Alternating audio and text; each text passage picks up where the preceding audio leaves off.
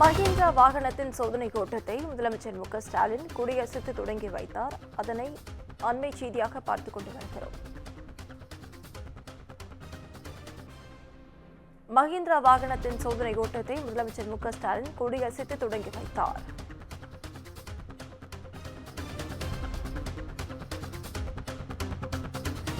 இதுகுறித்த முழு விவரங்களை வழங்க தலைமைச் செய்தியாளர் சிவா நம்மோடு இணைப்பில் காத்திருக்கிறார். சிவா, வணக்கம். விவரங்கள்.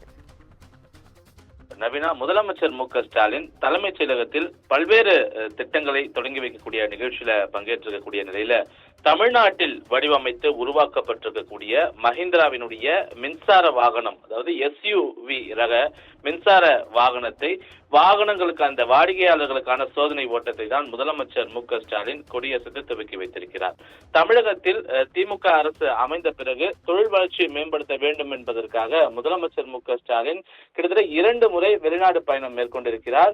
தமிழ்நாட்டில் இருக்கக்கூடிய தொழில் முனைவோர்களை அவ்வப்போது சந்தித்து அவர்கள் இருக்கக்கூடிய குறைகள், அவர்கள் தமிழ்நாட்டில் அவர்களுடைய உற்பத்தி ஆலைகளை விரிவுபடுத்துவது போன்ற பல்வேறு வகையிலான பேச்சுவார்த்தைகள்ல ஈடுபட்டு தமிழகத்தினுடைய தொழில் வளர்ச்சியை மேம்படுத்த வேண்டும், தமிழகத்தில் இருக்கக்கூடிய இளைஞர்களுக்கு வேலை வாய்ப்பை அதிகரிக்க வேண்டும் என்பதற்கான அந்த தொழில் முதலீட்டு ஊக்குவிப்புக்கான ஒரு தனி திட்டங்களே வகுக்கப்பட்டிருந்தன. அந்த அடிப்படையில ஏற்கனவே தமிழ்நாட்டில் உற்பத்தியில் இருக்கக்கூடிய மஹிந்திராவினுடைய மின்சார வாகனங்கள் ஒருபுறம் இருக்க, இந்த புதிய ரக SUV ரக மின்சார வாகனங்களை வாடிக்கையாளர்களுடைய சோதனை ஓட்டத்திற்காக முதலமைச்சர் மு.க.ஸ்டாலின் தற்போது துவக்கி வைத்திருக்கிறார்.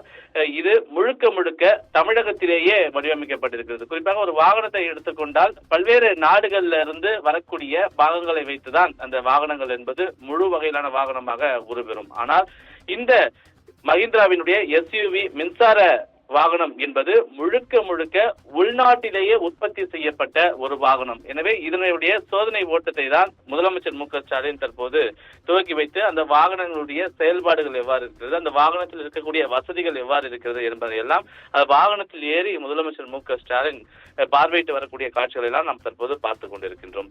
இது தவிர தமிழ் வளர்ச்சித்துறை சார்பில் கனவு இல்ல திட்டத்தின் நிச்சயாக தமிழில் சிறந்த மொழிபெயர்ப்பு நூலுக்கான சாகித்ய அகாடமி மொழிபெயர்ப்பாளர் விருது பெற்ற 10 மொழிபெயர்ப்பாளர்களுக்கு தமிழ்நாடு வீட்டு வசதி வாரியத்தினுடைய அடுக்குமாடி குடியிருப்புகள்ல வீடு ஒதுக்கீட்டிற்கான ஆணையை முதலமைச்சர் மு.க.ஸ்டாலின் வழங்க இருக்கிறார்.